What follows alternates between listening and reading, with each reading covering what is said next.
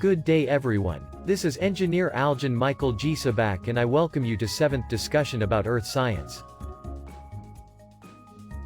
This time we will discuss about the continental drift and the plate tectonics. Just sit back and relax while you are listening to the discussion. If you look up at the night sky and look at the moon, you're looking at a landscape that's been there for billions of years. Each crater, each ridge, each sea on the surface of the moon is a feature that formed back when the Earth was very, very young. But if you look at the Earth, the surface that you're seeing is something that's a much younger feature. It's a dynamic place. The evidence of that is all around. The volcanoes that erupt, the earthquakes that shake the surface of the Earth, the mountain belts that build. All of these features are a consequence of the fact that our planet is dynamic. Geologists have realized that the Earth is in motion for a long time, but had no way of understanding what caused those motions or how those motions operated. Now there are a number of older ideas that people tossed around for many years. Before the 18th century, people from many cultures assumed that there were supernatural forces that caused dynamic phenomena, and it was thought that the Earth formed the way it is, with all its features as we see them. For example, in ancient Japanese culture, it was thought that there was a gigantic catfish under Japan, whose wriggles and wiggles shook the ground and created earthquakes and uplifted mountains. Another point of view was that the Earth with all of its dynamic features formed the way that we see it. With mountain belts in place, continents in place, all the various features that we see today in place, and that they've simply been active for the last few thousand years. But in the early 19th century, late 18th century, geology started to come to be as a science, and one of the earliest realizations of the earliest geologist was that physical processes that we observe today can be used to explain geologic features that form in the past. In other words, the present is the key to the past. For example, we have here an image and we can see an ancient ripple mark bed.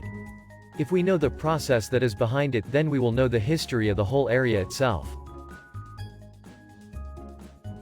This simple statement has been turned effectively into a principle known now as the principle of uniformitarianism. It was first proposed by James Hutton, the first geologist in many people's minds, who lived in Scotland during the Age of Enlightenment. Now, if you keep the principle of uniformitarianism in mind, then processes that we see today are responsible for the uplift of mountains, for the motion of faults, and for the activity of volcanoes. So when people realize this fact, they began to question, or ask questions, about how and when did individual geological features come to be. When did the mountains form? When were volcanoes active in the past? And there came to be a realization that the Earth had a history. That processes happening over long periods of time were responsible for what we could see today. So the next question to ask is, what drove these processes? And this became the subject of a discipline in geology called tectonics. And that word comes from the Greek word tekton, which means to build. So, when we talk about tectonics, we're talking about the processes responsible for building regional scale to continental scale geological features. Until the 20th century, geologists threw around many ideas about tectonic processes, none of which actually turned out to be correct. Three of the most popular ideas that were held, prior to our modern way of thinking, was first of all, that the Earth had mountain belts. Because since its beginning, there have been long-lived cracks, or weaknesses, in the crust. And, at times, molten rock pushed its way up through these cracks and uplifted mountain belts at the surface. Another idea that was popular for a long period of time was the concept of Earth contraction. People envisioned that the Earth was like a hot-baked apple, just taken out of the oven, which, when it undergoes cooling, shrinks. And as it shrinks, its skin wrinkles up. And those wrinkles were thought to be analogous to mountain belts. That's called the Earth contraction hypothesis. Finally, another school of thought recognized that, in many cases, mountain belts were associated with places that prior to the formation of the mountain belt, had been regions where sediments had accumulated to great thicknesses. So it was thought that there was some kind of process where a deep trough, called geosynclines formed, and that somehow, after a while, this geosyncline began to contract horizontally, and began to melt at its base. And as a consequence, molten rock rose up to the surface. And the sides of the geosyncline squeezed together. And the result was to form a long welt, which was considered to be a mountain belt. One common thread in all these ideas was what's now referred to as the fixist point of view. The idea that the map of the Earth is pretty much fixed over geologic time. That continents have always been where they are and that oceans have always been where they are. As we'll see, we now know that this idea is fundamentally wrong. The beginnings of a new way of thinking came from the mind of a German meteorologist named Alfred Wegener. Wegener had been a soldier in World War I and while he was recovering from wounds, began to think about the implications of various geological features that he had seen or heard or read about around the world. Wegener was particularly impressed by the shapes of continents and how they seemed to be able to fit together along their coastlines. And so he wondered if in the past, the continents had once all fit together, and then later on, they broke apart and moved to their present locations. And they call this idea, continental drift. The premise of Wegener's continental drift is that in the past towards the end of the Paleozoic, the continents were all in one piece and that piece, or supercontinent was what he called Pangaea. And then at the beginning of the Mesozoic and continuing to the present, Pangaea broke apart and the continents drifted to their present positions. And it moved to each and every direction that there is making the continents move away from each other, creating new landforms and sea forms. Then 65 million years ago the land masses continue to move. And eventually, we have the Earth what we see now today. After which, Alfred Wegener traveled out of curiosity and decided to find some evidences to his hypothesis. Now that idea seemed to work for a number of reasons, which Wegener outlined in a book that he wrote in the early part of the 20th century. Looking at this map, you can see that if you cut out the continents, remove the Atlantic Ocean, and fit them together, that the northwest coast of Africa nuzzles tightly against the east coast of the United States. And that the swell of eastern South America fits well into the indentation on the west coast of Africa. There are remarkably few overlaps and gaps in this reconstruction. Wegener considered this fit to be more than coincidence and decided that this could be used as proof that perhaps in the past that continents had fit together. But, remember, I mentioned that Wegener was a meteorologist. He thought about climate, he thought about the consequences of climate in the past.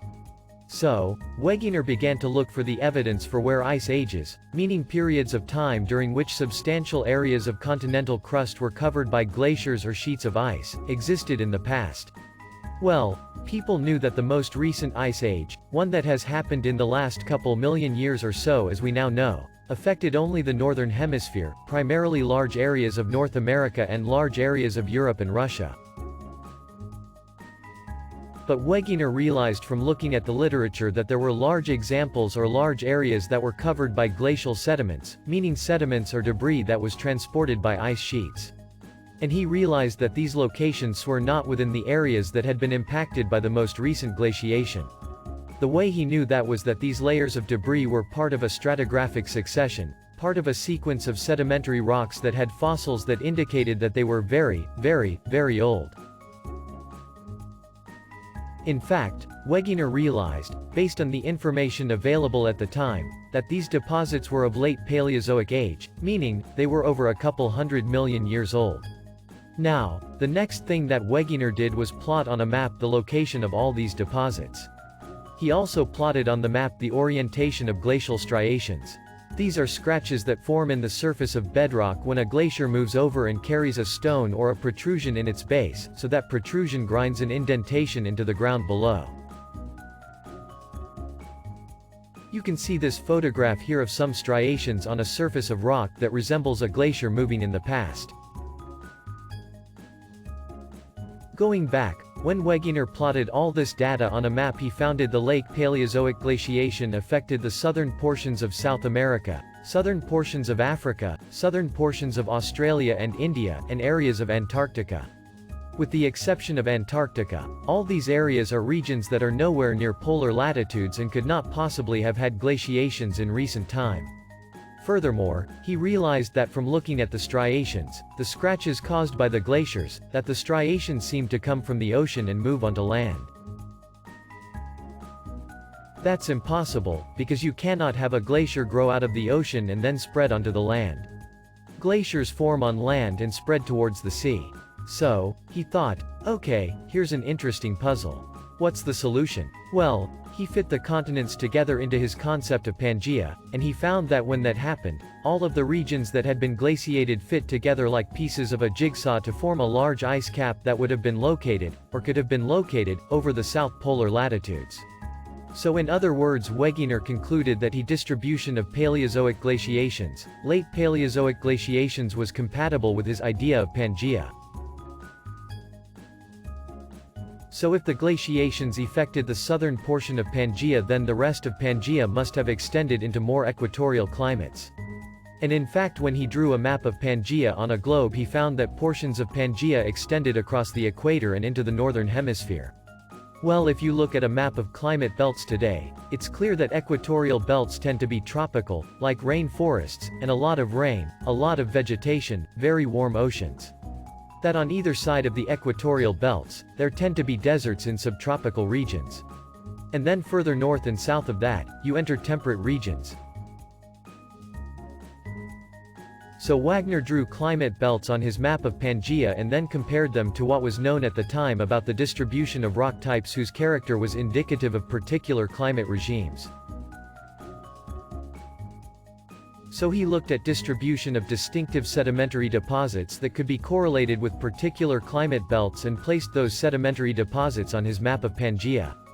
So coal deposits indicative of places where there was lots of vegetation, lots of rainfall, probably warm climates. Therefore indicative of tropical regimes occurred in what turned out to be the equatorial regions of his map of Pangaea.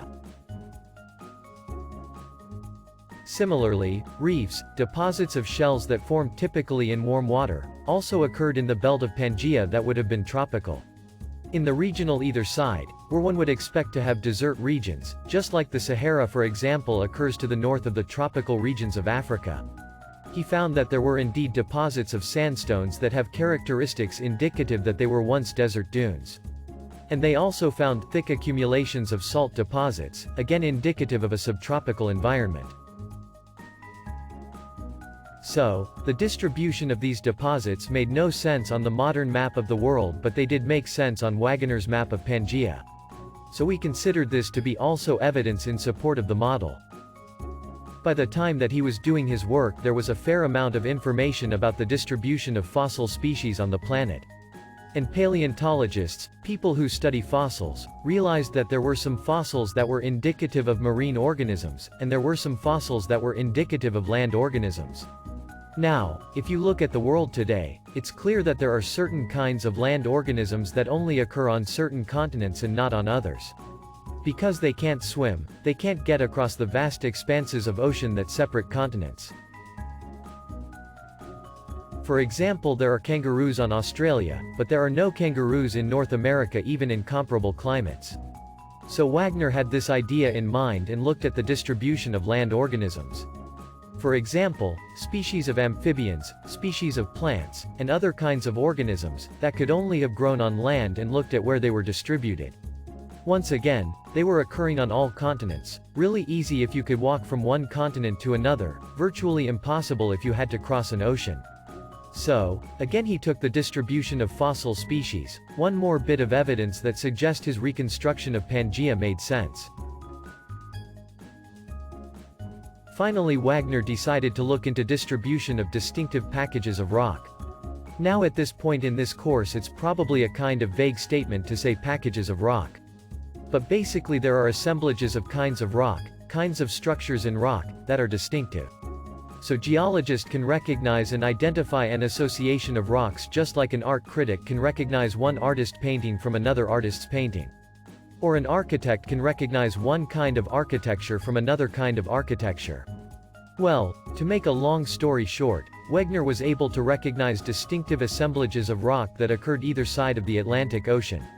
And when he closed up the Atlantic Ocean and put Pangaea back together, these packages of rock were immediately adjacent to each other as if they were once together and later split apart. Similarly, when he looked the mountain belts that occurred on either of the Atlantic, he found that there was a mountain belt on the east side of North America. There were mountain belts on the west side of Europe, they matched when they were put together. So again, Wegener concluded that the distribution of distinctive rock units was compatible with his reconstruction of Pangaea. Notice I haven't said that anything is proven, the existence of Pangaea, I'm simply saying that Wegener recognized that these observations were compatible with the idea of Pangaea. Well, Wegener's ideas were so radical, because what he was basically saying was that the fixest concept, or the fixest view of the planet was wrong and that in fact continents did move over time. That idea was so radical that it just didn't sit well with the rest of the geological community. There were a number of meetings, perhaps one of the most famous of which took place in 1926. Wegener tried to support his concept of the Pangaea, but he was basically attacked by the bulk of the geologic community. The main complaint was that Wegener could not come up with an explanation as to why the continents moved, or how the continents moved, or what drove them. He had some ideas, but the other geologists were able to show that these ideas couldn't possibly work. For example, Wegener somehow envisioned that the continents somehow plowed through the ocean floor as a ship would plow through oceanic water. But that's impossible because the rock of the ocean floor is too strong and other geologists knew that. Wegener knew that himself but basically couldn't come up with an alternative. Similarly, Wegener tried to understand what could possibly cause Pangaea to break apart. The only thing he could come up with was the idea that it was centrifugal force, the spin of the Earth. But again, calculations showed that's impossible, there simply isn't a strong enough force to move masses the size of continents. So Wegener dies in 1930, his idea of Pangaea and continental drift sits in the backwater for many years to follow, but it's not like geologists were sitting still. The next 30 years, the 1930s through 1960, represent an epic era of discovery about the way our Earth works. During the interim period of time, other geologists did continue to think about what continued to drive continents. Again, let us recall. Tectonics is the study of the origin and arrangement of the broad structural features of Earth's surface, including not only folds and faults but also mountain belts, continents and earthquake belts. Plate tectonics is the idea that the Earth's surface is divided into a few large, thick plates that move slowly and change in size. Plate boundary is where plates move away from one another. These are the 8 large lithospheric plates and a few dozen small pieces. The major plates consists of Eurasia, Pacific, India, Australia, North America, South America, Africa, and Antarctic. The small plates are the Juan de Fuca, Nazca, Scotia, Philippine, Caribbean, etc. In the plate tectonic theory, there are 2 pre-existing ideas that makes up this concept. One is the continental drift, which is the idea that continents move freely over Earth's surface, changing their positions relative to one another. The other one is the seafloor spreading. This is the hypothesis that the seafloor forms at the crest of the mid-oceanic ridge, then moves horizontally away from the ridge crest toward an oceanic trench. 2 sides of the ridge are moving in opposite directions like slow conveyor belts.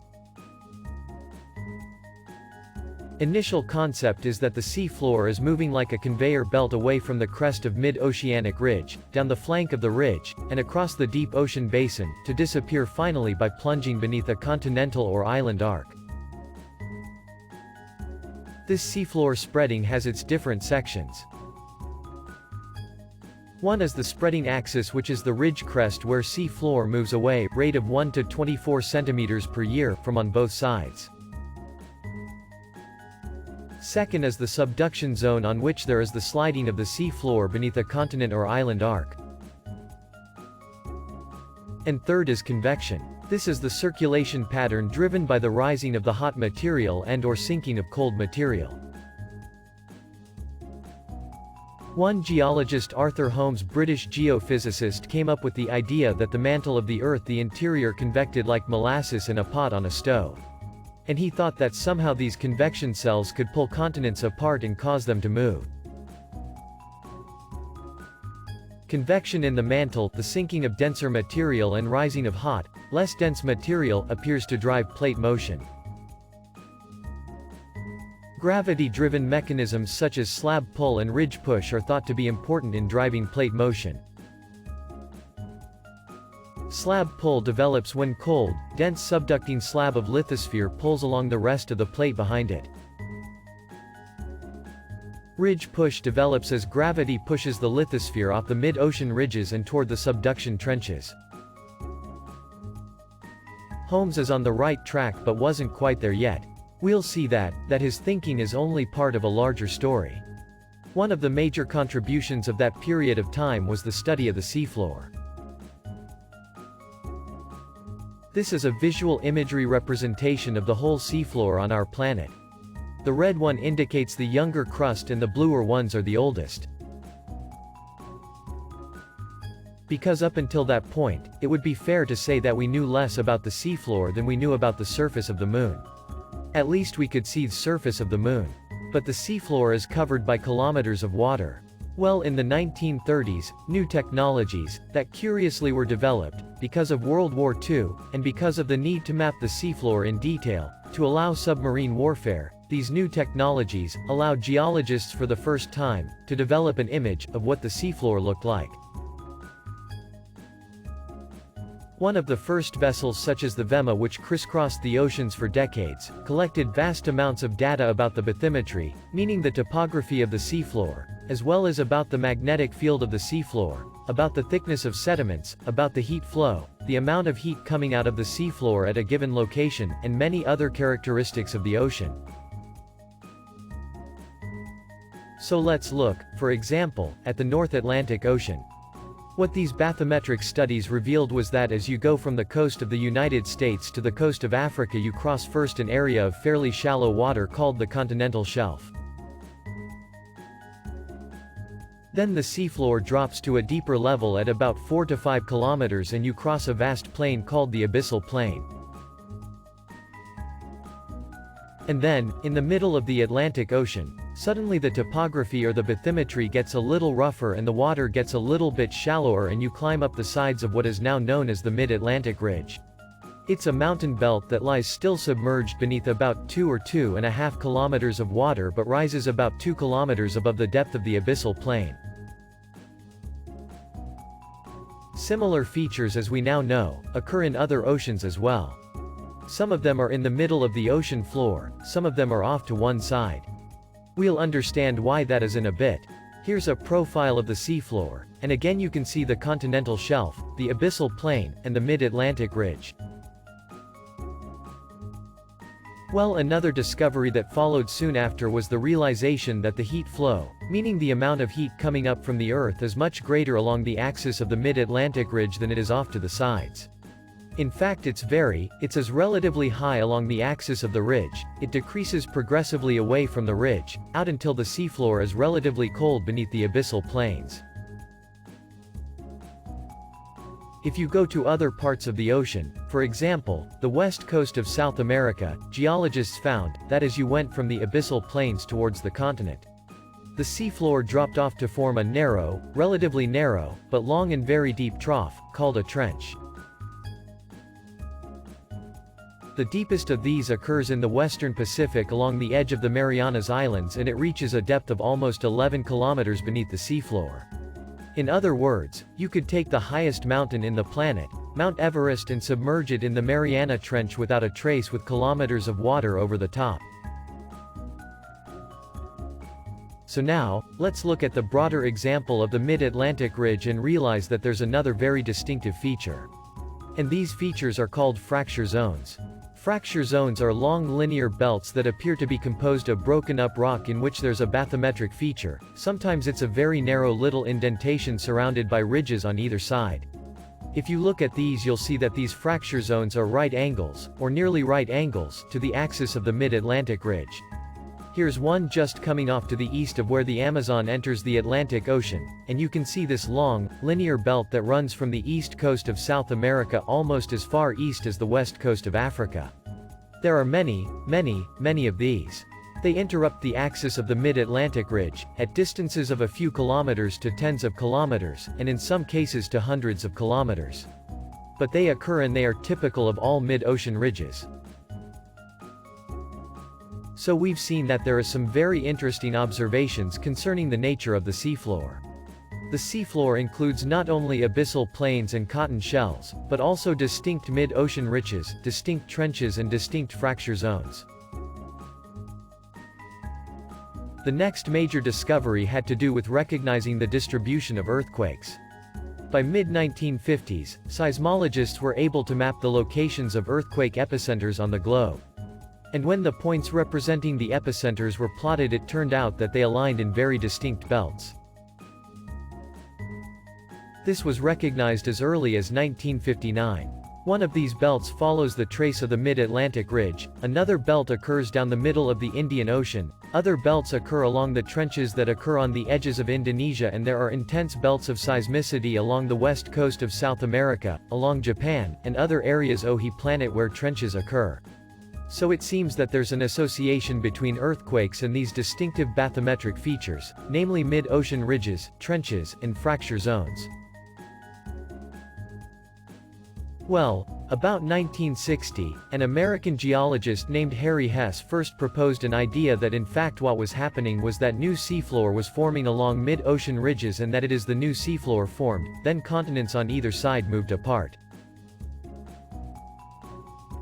A contemporary Robert Dietz coined the term seafloor spreading for this process, and it's still known by that name today. Now clearly there's a bit of a problem. If new ocean basins are being formed and are getting wider over time, what happens to the old ocean basins? Or, is it possible that the Earth is actually getting bigger with time? Well, most geologists, in fact, almost all geologists today, conclude that the Earth is staying the same circumference over time. You can't create new matter on the inside. So basically, there's got to be a process by which the old seafloor is able to be consumed.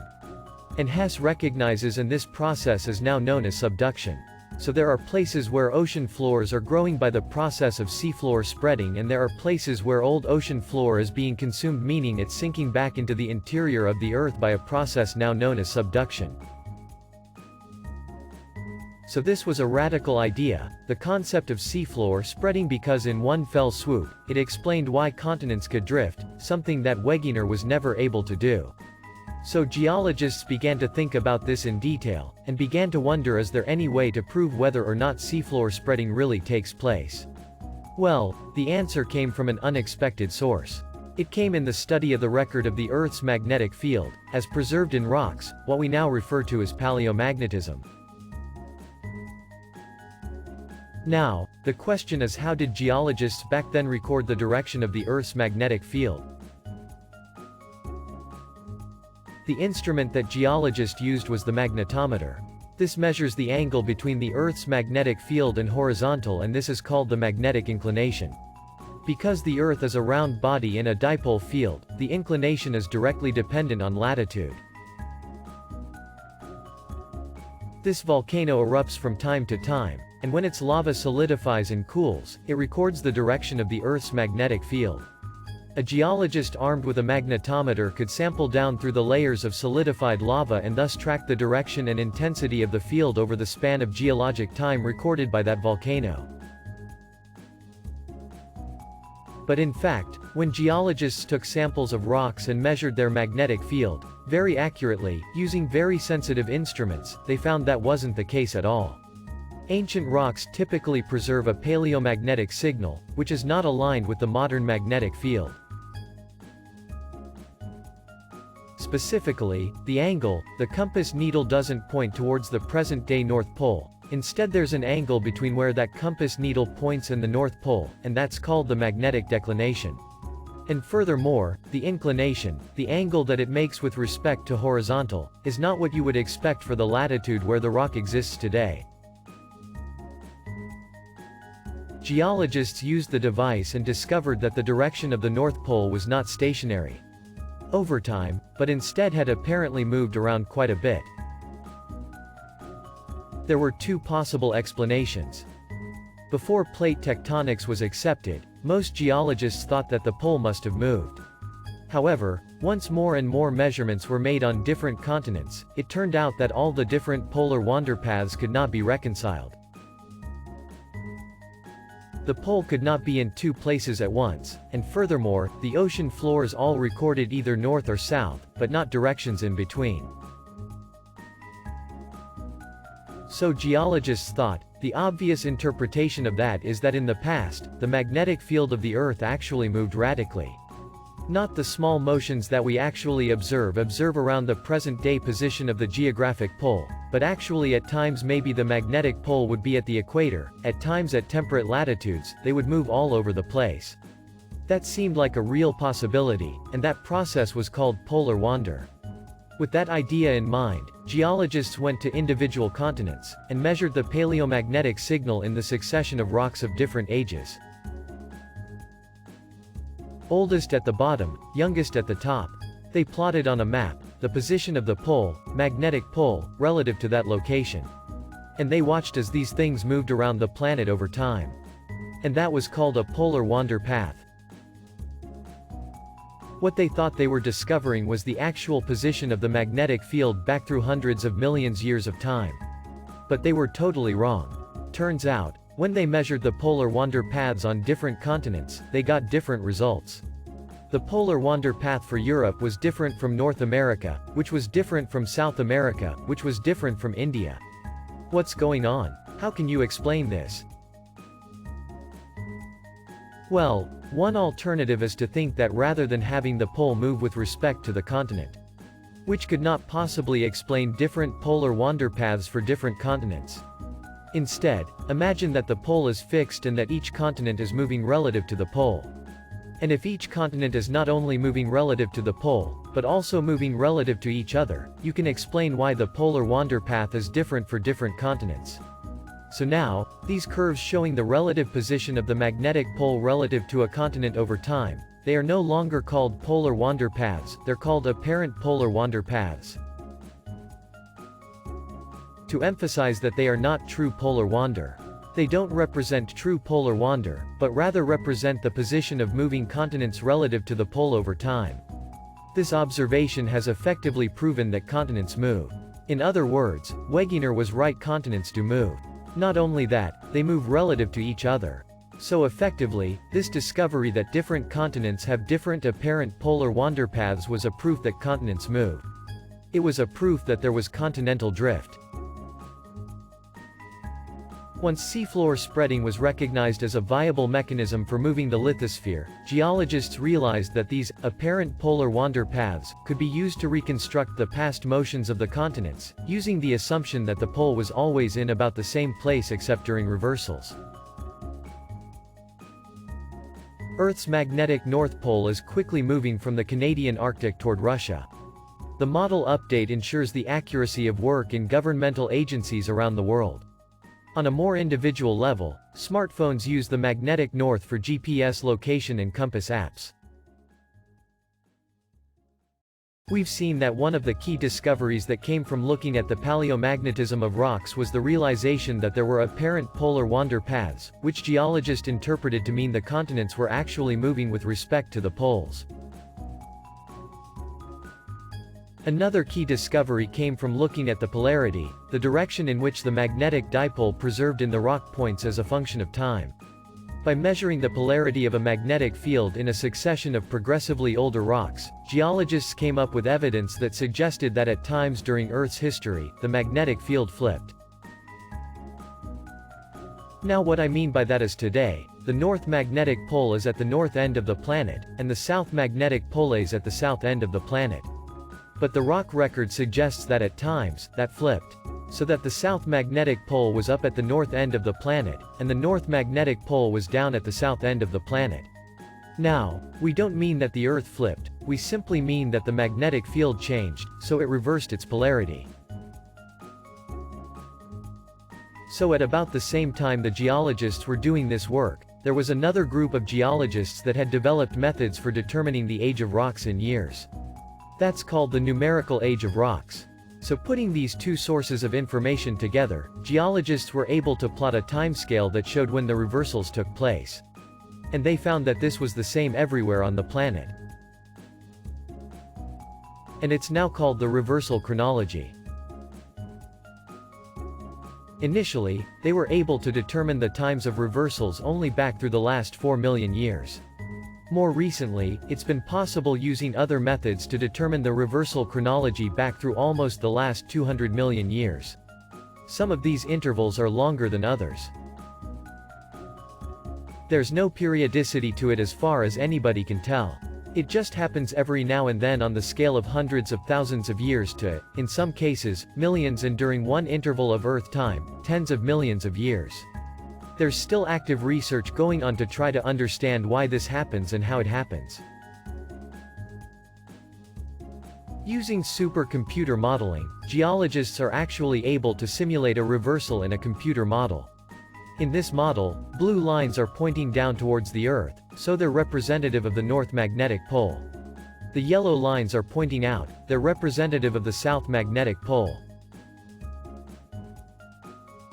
And it appears that during one of the reversals of polarity, the Earth's magnetic field becomes weaker overall, sort of reorganizes, becomes kind of chaotic. And then it reorganizes to form a new magnetic polarity with the opposite sense. That digression into the concept of magnetic reversals provides the basis for the proof of seafloor spreading. That proof was proposed in about 1963. Basically, geologists, back when they were trying to understand the bathymetry of the sea floor, also thought to drag a magnetometer across the sea floor. They were curious to see whether the magnetic field was the same everywhere or whether there were places where there were positive anomalies, meaning places where the magnetic field was stronger than the average, and places where there might be negative anomalies, places where the magnetic field was weaker than average. Such anomalies were known on land, and they were fairly irregular in shape. They correlated with the rock composition of the rock below. But everything that they'd sampled in the sea floor suggested that the rock of the sea floor was all the same, it was all basalt. So one hypothesis was that the magnetic field should be the same everywhere. Again, geologists were in for a big surprise because when they did these measurements, they found that there were systematic reversals. First, you would have an interval of sea floor that had a positive anomaly. Then suddenly, it would become a negative anomaly. You'd have an interval of the sea floor with a negative anomaly, then suddenly, you'd go into a regime where it was a positive anomaly, and so forth. You've got this zigzag pattern of anomalies, which when you correlated from many traverses at different latitudes, geologists realized that there were distinct magnetic stripes. The darker stripes represent regions of positive anomaly, and the lighter stripes represent regions of negative anomaly. Specifically, the way it was interpreted was that a region of positive anomaly is a place where the seafloor rock, the basalt of the sea floor, contains magnetic minerals that have normal polarity. Places where you have therefore the magnetic field generated by the rock itself adds to the field of Earth as a whole and creates a stronger field than the Earth itself would generate on its own. Places where you have a negative anomaly occur where the rock has reversed polarity. So the magnetic field generated by the rock subtracts from the Earth's overall field, and you end up with a region of weaker than expected strength, and that's a negative anomaly. So the idea that came out of that time is that as the sea floor formed at the mid-ocean ridge, it solidified and preserved within it the magnetic field at the time it formed. So if that magnetic field had normal polarity, the rock would have normal polarity. As that sea floor moved away from the mid-ocean ridge axis, it would carry with it that preserved paleomagnetism. But then if there was a reversal, the next increment of sea floor that would form would have reverse polarity. And so that sea floor would carry with it a paleomagnetic record of reverse polarity. That process would repeat in the width of each seafloor band that was created was proportional to the duration of time over which the Earth had particular polarity. So the key solution that came into play was when people looked at the width of the stripes and the symmetry of the stripes on either side of a ridge and realized that if you assumed a constant motion rate, then the width of the stripe you would predict would be exactly proportional to the duration of time that had a certain polarity. And when the measurement was made, it was spot on. There's no other way that anyone can think of to explain this result unless there's really seafloor spreading taking place. And so this observation, this explanation of what are now known as the marine magnetic anomalies is taken as a proof of seafloor spreading. But the concept of seafloor spreading predicts that the thickness of seafloor sediment should increase progressively away from the mid-ocean ridge. That's because the model predicts that the seafloor at the mid-ocean ridge is brand new. It's too young to have allowed very much sediment to accumulate on top of it. Because sediment sort of comes down for gradually over time, settling out of the ocean water. So new sea floor, not much time, it's like right at the beginning of a snowstorm, there's hardly any snow on the ground, but as time progresses, the snow gets thicker and thicker. So as sea floor forms and moves away from the ridge, it's getting older and older and older, so the sedimentary thickness should be getting deeper and deeper and deeper. In the 1960s, a drilling vessel called the Glomar Challenger set out to start drilling into the seafloor just to test academic ideas. Drilling vessels had been invented primarily to drill for oil, but this one was specifically for the purpose of doing oceanographic and marine geology research. One of the earliest cruises was designed to measure the thickness of seafloor sediment as a function of the distance away from the mid-Atlantic ridge. Sure enough, the model worked perfectly. The further and further you got, the thicker and thicker the sediment got. How do we calculate the rate of spreading?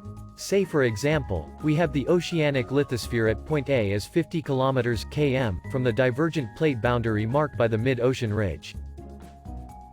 By matching the marine magnetic anomalies to the time scale we find that the oceanic lithosphere at point A is 3 million years old.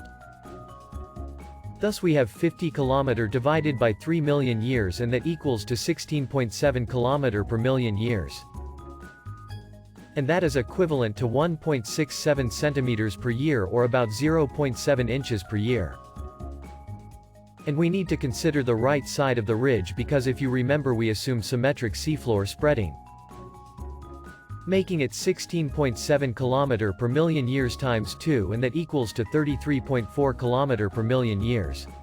And it is equivalent to 3.34 centimeters per year. As a summary, until the 1960s, seismologists didn't really understand what controlled the distribution of earthquakes. Between 1960 and 1968, several geologists and geophysicists contributed ideas ultimately led to the grand unifying idea of geology, the theory of plate tectonics. Plate tectonics explains the distribution of most earthquakes, as well as other important geological phenomena like volcanoes, mountain belts and continental drift. Now let's talk about plate boundaries. Simplistically, we can look at plate boundaries in the same way and recognize three distinct kinds of plate boundaries. So the first type, divergent plate boundaries. They're moving apart. They're marked usually by a geologic feature called a mid-ocean ridge. These are submarine mountain ranges that we will explore a little bit more later. The second type, convergent plate boundaries, are marked by the presence of a trench, where one plate slides beneath another. And the third is called a transform plate boundary, and those are marked by strikes of faults, big strikes of faults. So let's now look at each of these types of plate boundaries individually, starting with mid-ocean ridges or divergent plate boundaries. So in a mid-ocean ridge, two plates are moving apart. But as I mentioned, you don't get a gap or a hole in between. Rather, what happens is that the soft plastic asthenosphere starts to rise as the plates move apart and effectively create space. And as that asthenosphere rises, it gets into a region where the pressures are a little bit lower, and that, for reasons we'll discuss later, creates the conditions where rock of the mantle melts. And that generates the molten rock that eventually becomes the basalt of the sea floor. So effectively, at a mid-ocean ridge new oceanic plate is produced as the plates are moving apart, and that process is called seafloor spreading. So again, divergent boundaries are where plates move away from each other. It can occur in the middle of the ocean or in the middle of a continent. It is marked by rifting, basaltic volcanism and uplift. This is the map of the Atlantic seafloor age on where the red indicates the youngest and the blue one indicates the oldest.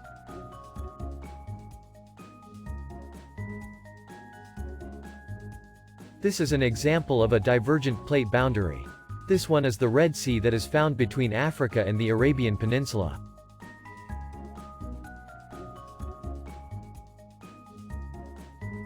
Transform boundary are the ones that slide across each other, meaning without production or destruction of crustal material. Most connect segments of mid-ocean ridges, for example an ocean-ocean boundary, and some connect continental parts, for examples the San Andreas Fault. The third type, which we refer to as a transform plate boundary. It is a plate boundary where one plate slides past one another. Now, think about it for a second. If this is the motion that is taking place, we're not creating new plate material as we do a diversion boundary, and we're not destroying old plate material or subducting old plate material, as we have at the conversion plate boundary. We're simply having one plate slide past another. This is the San Andreas Fault, and this is an example of a transform boundary.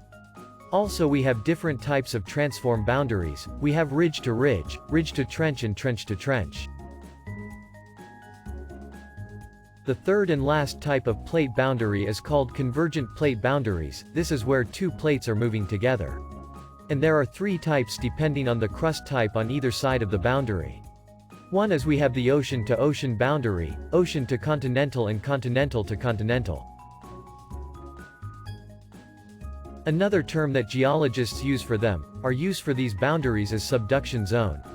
Because, what happens is, as I mentioned, they just don't push together like that.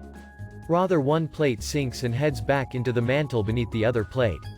And that process is called subduction. Now when subduction takes place, one plate shears against the other. As the plate bends and starts to subduct, it breaks. And that breaking causes generation of some earthquakes. Also, as the subducting plate shears and slides against the base of the overriding plate, it also generates earthquakes.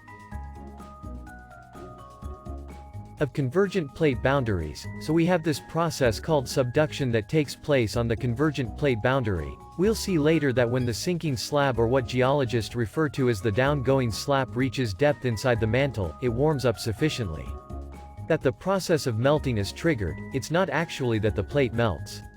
We'll see that what happens is that gases come off of the plate, and they cause the overlying mantle to melt. But, our point is that melting often accompanies the process, or always accompanies the process of subduction. And as a result, a chain of volcanoes forms above the downgoing slab. That chain forms on the edge of the overriding slab. We call that chain of volcanoes a volcanic arc. If an oceanic slab is going underneath another oceanic slab, then the volcanic arc that's formed is a chain of islands called an island arc.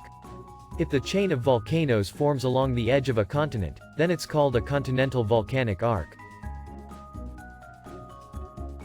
Now let's try to differentiate the different convergent boundary. First, we have the ocean to ocean convergence. These are two plates capped by seafloor convergence and one plate subducts. And the subducting plates bends downward, forming the outer wall of an oceanic trench. This is a visualization of the ocean to ocean convergence. Here we can see a trench and a volcanic island arc formation.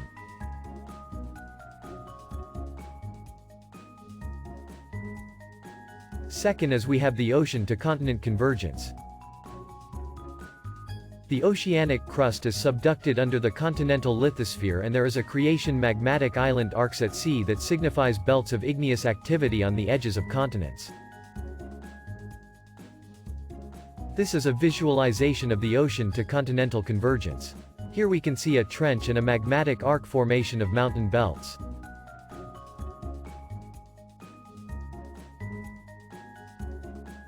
The last one is we have the continent to continent convergence.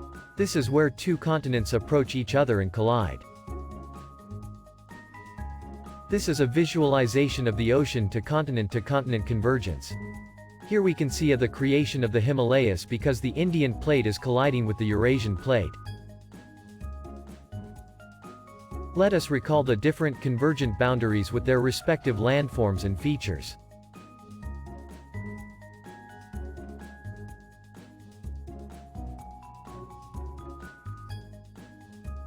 This is a map showing the movements of the plates with the boundaries it undergo.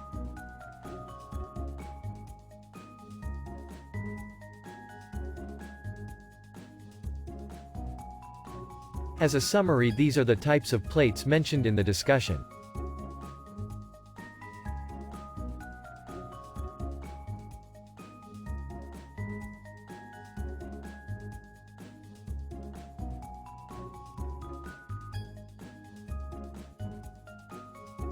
Thank you for listening, and I hope you have learned something from the discussion.